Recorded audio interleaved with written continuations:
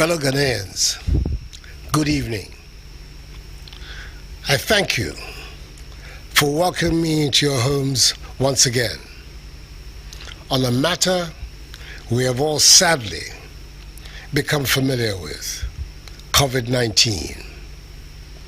It has been 11 weeks since I last gave you a situational update on the fight against the disease.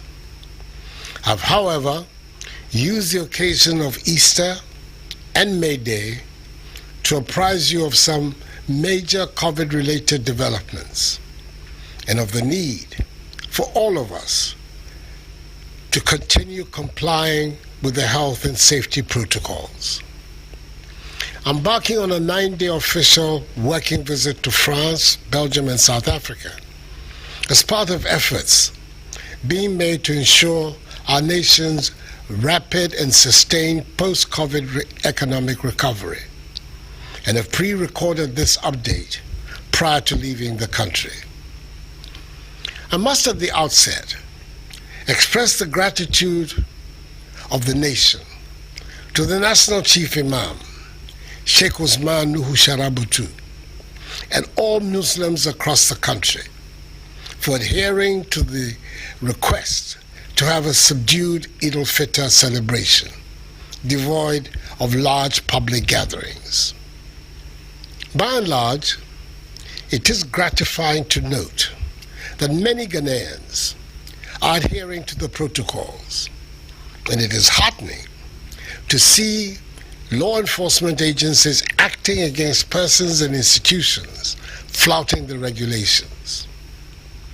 Until we vaccinate the requisite number of Ghanaians and enhance herd immunity, which will help return our lives to normalcy, the Imposition of Restrictions Act 2020 Act 1012 will remain in force, and the security agencies will not relent in their efforts to enforce it. Fellow Ghanaians, since the last update on 20th February, two major occurrences in our fight against the pandemic in Ghana have taken place. Firstly, we have seen a marked reduction in active cases, i.e. persons who currently have the virus, from 5,444 persons as of 26 February to 1,314 as of 11th May. Our rate of infection has dropped significantly from 400 a day when I last spoke to you to less than 100 now. And the number of persons who have recovered from the virus has also increased from 77,972 to 91,146 within the same period. 176 more persons in that time have also unfortunately lost their lives to COVID-19. Cumulatively, we have conducted 1,121,168 COVID tests. This development brings me to the second reason for tonight's broadcast, one which is crucial in restoring normalcy to our lives. Since I announced the arrival of the first batch of AstraZeneca vaccines from the COVAX facility, together with the procurement and receipt of others, we have rolled out two phases of our vaccination plan. The first phase involved vaccinating a segment of the population in 43 districts, that is, health workers, persons with comorbidities, persons above the age of 60, physically challenged persons, journalists, frontline security personnel, and a cross-section of persons in the three arms of government. The second phase involved vaccinating all other health workers across the country. Nearly 1 million people have now received the first dose of the vaccine. International vaccine politics and the unpredictability of the supply chain as well as a third wave of infections in some countries in Europe and Asia, have meant that we have not been able to secure as many vaccines and vaccinated as many Ghanaians as we would have wanted at this stage. In spite of these obstacles, the target is to vaccinate some 20 million Ghanaians, i.e. the entire adult population of Ghana, by the end of the year. In the past few days, government has, through COVAX, received an additional 350,000 doses of AstraZeneca vaccines. These will be added to existing stock to provide the second jab for the 360,000 persons in the 43 districts in the Greater Accra, Ashanti and Central regions who received their first jabs from 1st to 9th March. I'm happy to announce that beginning Wednesday the 19th of May to Wednesday 26th May, the deployment of the second dose of vaccines will take place across the designated vaccination centers in the 43 districts, approximately 12 weeks after the first jab, as the science prescribes. More details of the deployment will be communicated by the Ghana Health Service in the coming week. Efforts are being made to ensure that those who receive their first jabs after the 9th of March will in due course receive their second. We are expecting an additional 300,000 doses of Sputnik 5 vaccines, which have already been approved by the Food and Drugs Authority to arrive in the country. As and when we make further progress in the acquisition of vaccines, the Ministries of Health and Information will make this known to you. We're making all efforts to achieve our overall vaccination target. As alluded to earlier, we are all aware of the havoc the virus is wreaking in Asia and South America, in the form of rising infections and huge death tolls. Whilst our thoughts and prayers are with these countries, we must be mindful of the associated risks of travel to and from these countries. At this time, I want to reiterate, as captured in the travel directive jointly issued by the Ministry of Foreign Affairs and Regional Integration and the Ghana Health Service, that all non-essential trips to countries with high COVID-19 infection rates should either be cancelled or postponed. There will be plenty of time, God willing, for such trips in the future. We will continue to review our travel restriction measures. Fellow Ghanaians, a major objective of our fight against the virus, right from the onset, has been to limit its importation onto our shores. Consequently, when we reopened Kotoka International Airport, KIA, our aim was to ensure that as much as possible, arriving passengers do not carry the virus, and to establish a testing regime at KIA to help us pick up passengers who have the virus and prevent them from introducing it into our population.